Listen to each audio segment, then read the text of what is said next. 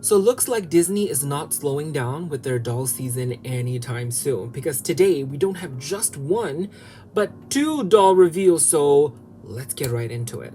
And before we start, I'm Chaymie and I like to make toy videos here on my channel, so make sure you like, subscribe, and ring the notification bell if you would like to stay tuned for more toy video content. So in this video, we're going to first be going over the second doll in the Disney Princess Ultimate Collection Designer Series, which is Pocahontas. That name's always gets me out of breath. So which is Pocahontas. So she was revealed on shopDisney.com in the coming soon section. So let's go over her information first before we dive into the doll, okay? So it says she is coming on 14th of November at 7 a.m. Pacific time for the US. And her price is obviously going to be $130, just like how Jasmine was. And her limited edition size, I can tell you, is going to be 9,700, around the same range as Jasmine. So right now, I don't know how many Europe is getting and what's the date and time for Europe just yet. But I will update it in the description or in the pinned comment once I find out about it, okay? All right, with that get out of the way, let's dive right into the doll. Okay, and I'm gonna say this over again. Disney always reveals these weird cropped photos. I don't know why they can't just reveal the full body photos. But then again, this was revealed on the coming soon section, so I guess it kind of makes sense to have like a face photos so people, you know, like it gets the attention of people. Maybe their social media accounts will reveal the full body photos later today. I checked at the time of this filming that they haven't posted anything on their Instagram pages as of now. All right, so let's dive into Pocahontas. So first up, I want to start out that obviously with Jasmine, we can already tell that this series is going to be a very creative liberty taken designer approach. Yeah. So obviously they're going to be drawing inspiration from the movie and what they're wearing in their movies, but also from their actual cultural backgrounds and all of the fashion elements and the design aesthetics into these to create this designer vision of this doll. So I just want to put it right out there. Okay, so let's take a look at her face. I actually really love her face. I love the kind of looking up, this kind of thing. I like that. It's like that look she gave to John Smith when she first saw him at the waterfall. She's quite unsure of who he is, but she's still on guard kind of thing. She's intrigued, but on guard. So I like that. And I also like that little black thing that she has on the inner lower eye.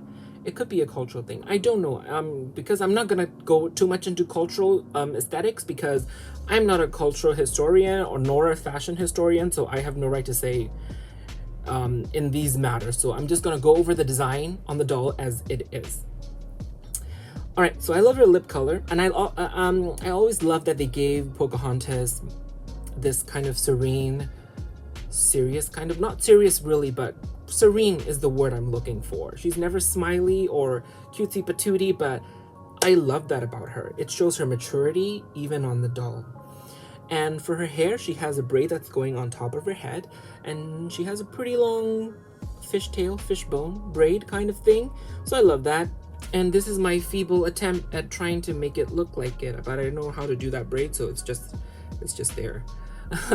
All right, and then she also has like a neck piece. It's a purple velvet thingy with some gold embroideries there, and she looks like she has like a chrome gold sculpted peacock feather kind of thing on her neck. Seems pretty cool. All right, so moving on to her outfits. So it looks like she has like a mini little cape thingy that's attached with the blue jewel, which is kind of mimicking her necklace. So I think that's pretty cool. That's a creative approach to do it. And the patterns on her cape seems to be mimicking her tattoo. And we have her sweetheart bodice. There are actually two panels. This side is gold with these leaf embroideries, which is pretty cool. And then she also have long sleeves, which are different colored. I wonder if she still has her tattoo printed on the doll's arm, even though she has a long sleeve. I'm curious about that. And then she also, I'm not sure what this see-through piece is. Is it part of her little mini cape or is it part of her sleeves? I'm not quite sure. Maybe it's the cape.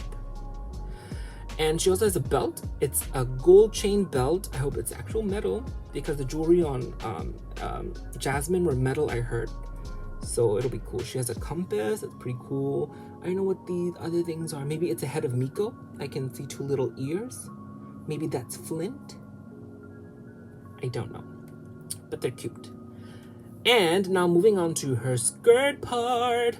So her skirt is also two sides, the same with the top. So this side is this kind of beige brownie color, and this one is like gold yellow with these embroidered leaves, and I really love that. And I love the fringe that they incorporated there on this side of the dress. It's like scalloped, I would say, with panels and layers going around, so it gives more texture and volume, I suppose. But then we can't see the rest anymore, but I can tell you what the rest of the dress looks like. But her dress has a slit around her knees, and then it also has like a long kind of train that goes to the side on the brownish side of the dress. So she has a long train, so that's pretty cool. And also goes onto the back as well. And the tassels are like wrapped around her. It's like going in a circle, like you're putting lights on a Christmas tree, that kind of thing. That's pretty cool. And looking at the full body photo, she works so much better as a whole. And this doll is designed by a different artist. So I think our theory of all these, each doll being designed by a different person is going well. And the concept art that they showed on the card is also pretty cool. So I'm excited for you guys to see it.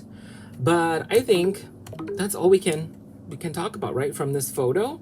So let me know your thoughts in the comments down below. I mean, I saw a glimpse of comments on Facebook in one of those groups, and again, like with Jasmine, it's pretty separated. Either love it or hate it. You know, I'm not seeing middle grounds here. But for me, I actually like it, you know. But I would very much like to know your opinion. And if you have a Native American background, please also let me know what you think of it in terms of, you know, the cultural aesthetics and the cultural historical sense of the design. Are they incorporated in there or not? So let me know in the comments down below. Thank you so much for watching. Please stay tuned. I will also be reacting to the reveal of the other doll, which is Belle and Beast. So yeah, I'm gonna go right to filming that after this video ends. So again, thank you so much, and I'll see you all soon in my next video. Bye.